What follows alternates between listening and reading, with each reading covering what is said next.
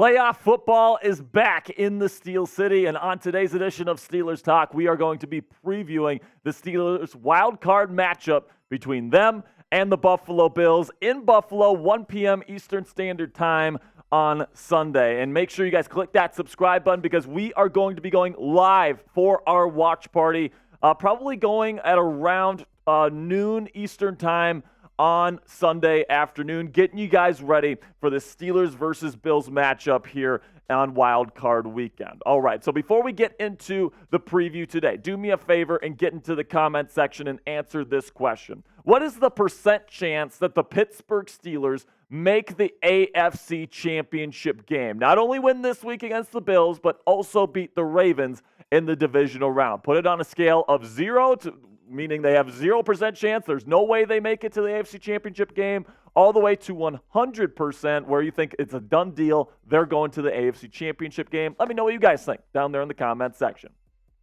So let's start with this week's preview here, where, of course, the Pittsburgh Steelers will travel to Highmark Stadium in Buffalo, New York, to take on the 11-6 AFC East champion Buffalo Bills. And, of course, the Bills were 6-6 at one point. They finished their season with 5 straight wins to end up getting into the playoffs here and get a home playoff game. And this team is scorching hot at this point in the NFL season. It is worth noting that the weather conditions for Sunday right now call for a chance of rain, but it's definitely going to be cold. It's going to be a low of 19 degrees, and who knows what the wind chill is going to be. And then also it's expected to be quite windy. So expect a cold one and expect potentially some snow on the ground there in Buffalo as well. So here is their profile here, where, of course, Sean McDermott is their head coach. There were some rumors after the 6-6 start that he could be fired, but I think his job is pretty safe at this point. In my opinion, one of the most steady head coaches in the National Football League. The offensive play caller used to be Ken Dorsey. Now it is Joe Brady after they fired Dorsey earlier this season. And honestly, Brady has done so much to open up the running game for this Bills offense. James Cook has really come into his own here over this 5-game stretch. And, of course, Josh Allen has been fantastic here during that win streak as well. Then on defense, usually it's Leslie Frazier calling this defense, but he took a year off here to spend with family, kind of take a year off from the game of football. Sean McDermott, the head coach, is the defensive play caller this year. And listen, man, when you look at the trends, the Bills' offense and defense is pretty darn good, especially on offense, all right? So they're top 10 in points per game. They're top 5 in yards per game and yards per play. So this is definitely a team that can move the football quite effectively. They're pretty darn good on kind of those weighty downs and kind of those situational football scenarios there. Third down, red zone, both in the top 10. In fact, they're number 1 in third down offense this year. But the one thing that they kind of have struggled with this year is the giveaways, right? 28th this year. That's 25th in the league. Josh Allen is second in the league in interceptions. We'll talk about that later in today's show. But you look at the season trends here between the Bills offense versus the Steelers defense. Both clubs are 6th in terms of points per game there. So that's going to be a nice matchup to see this weekend, in my opinion. Of course, the Steelers defense gives up a little bit more yards per game in terms of their NFL rank than the points per game. But overall, man, this is a defense that can turn the ball over. They're top 10 in turnovers, and they're facing an offense that is kind of susceptible to maybe giving up some of these turnovers here. And I definitely expect the Steelers to be competitive defensively in this football game, especially if the conditions are once again inclement for this week's matchup. Then we go over to the defensive side of the ball for the Buffalo Bills, where, once again, they're ranking pretty darn well. They're top 5 in points per game allowed, top 10 in yards per game allowed. Now, in the situational downs and the situations there, not quite as good. They're 19th on third down and 17th in the red zone. But there's one thing that this defense definitely hangs their hat on. It is turning the ball over. They're currently ranking 3rd in the National Football League. So you take a look right now at this matchup here between the Steelers offense and Bills defense. This is going to be an offense that doesn't turn the ball over versus a team that does a really good job at turning the ball over. So it's going to be interesting to see who wins kind of that matchup. Can the Bills get Mason Rudolph to throw an interception or two? Will there be a fumble? It'll definitely be interesting to see how everything goes there. But, I mean, other than the turnovers there for the Pittsburgh Steelers offense, it's definitely not been good. They're not in the top 20 in any major offensive category to this point, but the offense has been playing a lot better over these last 3 weeks, where, of course, they've won all 3 games Mason Rudolph has started. So keep these full season trends with a grain of salt for the Pittsburgh Steelers, because obviously this offense is playing the best football it has all season. So maybe those numbers could be, you could consider those a little bit higher. So the trends would predict, based on everything that's happened so far this season, that the Buffalo Bills will win this football game by a final score of 23-17. Later in today's show, I'm going to let you know my official wild card score prediction for this matchup. I'm also going to let you know the 4 things that the Pittsburgh Steelers need to do in order to beat Buffalo on Sunday afternoon. And then, of course, I've got a Josh Allen scouting report coming up here in about 3 minutes. But first, I want to tell you about today's sponsor at Game Time. And guys, Game Time is the fastest and easiest way to buy all the tickets for the sports, music, comedy, and theater in your area. If you're somebody that likes to get tickets last minute like I do, sometimes I'll be here at Chat Sports and, all of a sudden I'll be like, you know what, I want to go to a Dallas Mavericks basketball game, or I want to go to a Texas Rangers baseball game, something along those lines. Game Time is perfect for me. It's the only ticketing app I have on my phone because they got the lowest price guarantee, so you don't have to shop around a bunch of different apps, all these different things in order to get your tickets and get the lowest price. They have it guaranteed, and they also have flash deals right before game time so that you can get the best price. You can get even lower prices than their already guaranteed low prices.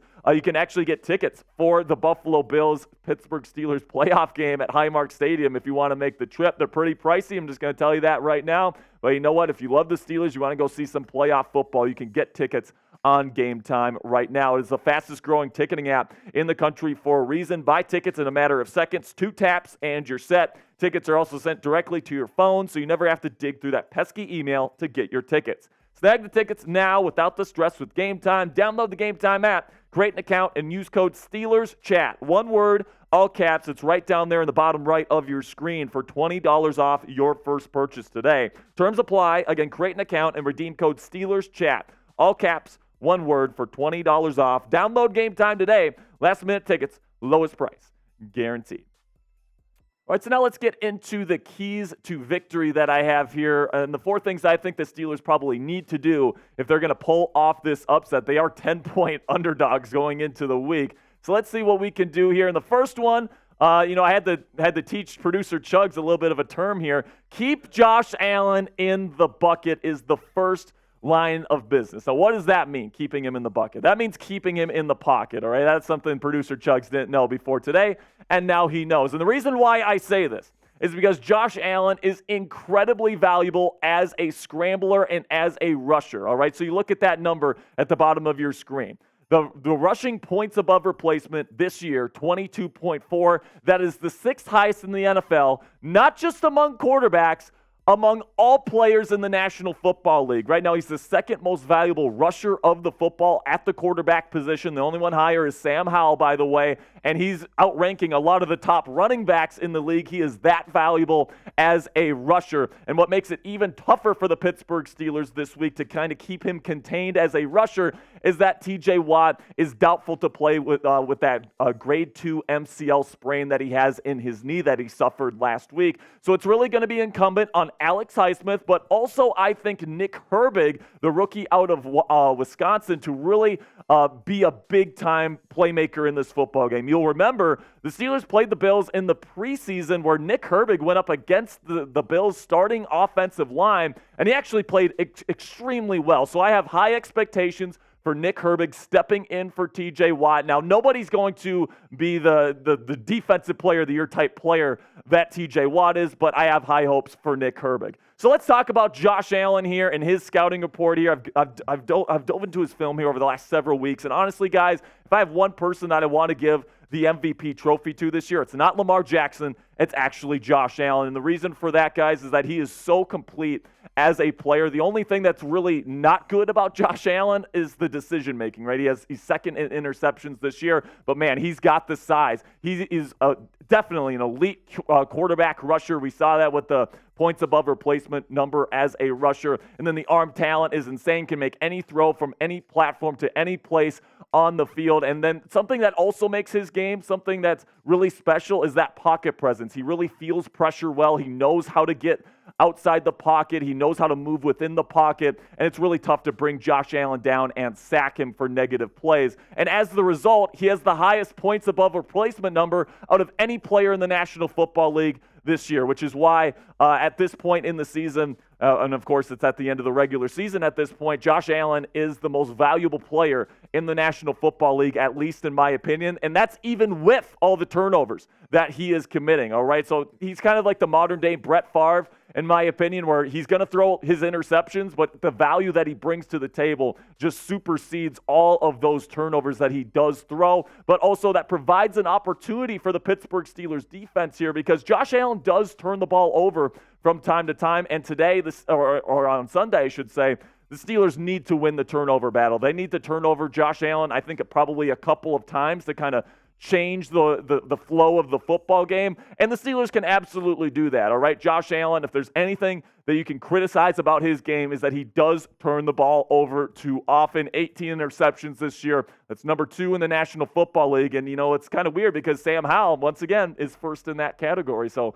Josh Allen, Sam Howell, kind of sharing some of those top-level stats, if you will. So Mason Rudolph has done a really good job. I'm assuming he's going to be the starter. We don't know for sure. We'll know on Tuesday's press conference with Mike Tomlin who is going to be starting this week, but I'm assuming it'll be Rudolph because, listen, man, he's been pushing the ball down the field. He's been making the big throws when they need to be made, and he's doing all those things while still having no interceptions through his first 3 starts of this season. So I'd assume it's Mason Rudolph. I think that's the right call. And I think that he would actually have a pretty decent shot this week of not throwing an interception and giving the Steelers the win in the turnover battle and potentially the football game. So let me know down there in the comments section. Will Mason Rudolph throw an interception this week? Will he finally throw his first interception of the year this week against the Buffalo Bills? Type yes or type no. Let me know what you guys think down there in the comments section.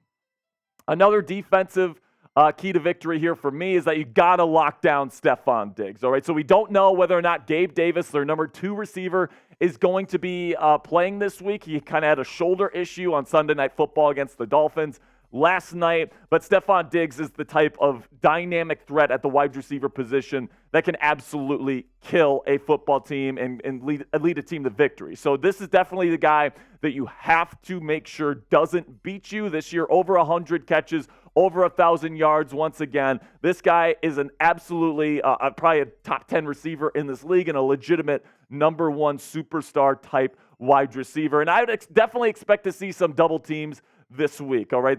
When you have a guy that's a complete game wrecker like this, I would expect probably Joey Porter Jr. to be covering him, and then also there's probably going to be another safety shading to make sure that Joey Porter Jr. gets all the help that he needs. And when it comes to Joey Porter Jr., in my opinion, the defensive rookie of the year this year with respect to producer Chugs' Will Anderson Jr. Joey Porter Jr. has been absolutely fantastic this year, but now he finally gets a chance to step onto the big stage, go up against a legitimate number 1 elite wide receiver in Stefon Diggs and shut him down. I can't wait to see what the kid is going to be able to do this week, and I think he's got an incredibly bright future that could start right now in the postseason. My final key to victory here, and the only one on offense, is to establish the run, all right? So not only does Mason Rudolph need to do a good job at protecting the football and making the big throws when he needs to make them, but I really do think the engine of this offense once again needs to be with the thunder and lightning duo here between Najee Harris and Jaylen Warren. Of course, Najee, over 100 yards rushing these last 2 weeks, has been simply fantastic. But I think you can definitely make an argument that Jaylen Warren has had the slightly better season throughout the entire process, but both of these guys are playing good football. I really like this duo, and if the Steelers are going to go anywhere in the postseason this year, it's going to have to be Najee Harris and Jaylen Warren leading the way on offense, and both of them have had really good seasons this year, and I think you need to really establish the run and get these guys going if you're going to pull off the upset in Buffalo here on Sunday. Now, unfortunately, I do think the Buffalo Bills are favored in this football game for a reason. They have won 5 straight. They have arguably the MVP of the league on their football team, leading their offense, and they're playing really good ball right now. And with the Steelers having a third-string quarterback and, injuries on the defense, plus the fact that the Bills are home, I have to pick the Buffalo Bills to win this football game. I'm going to go 28-17, final score. Buffalo takes the victory. However, all right, I will say this. If the Steelers can find a way, let's say Mason Rudolph comes out and plays a fantastic football game, not only should the Steelers start Mason Rudolph next year, by the way, but I also think they're going to beat the Baltimore Ravens in the divisional round if they can win this one. If you win this week, I think they're going to the AFC Championship game. But the big question is, can they pull the upset there in the inclement conditions in Buffalo? Let me know what you guys think down there in the comment section. Predict the score of Steelers versus Bills here on Super Wild Card Weekend down there in the comment section. Can't wait to see how you guys are feeling about the Steelers making the playoffs here in 2024.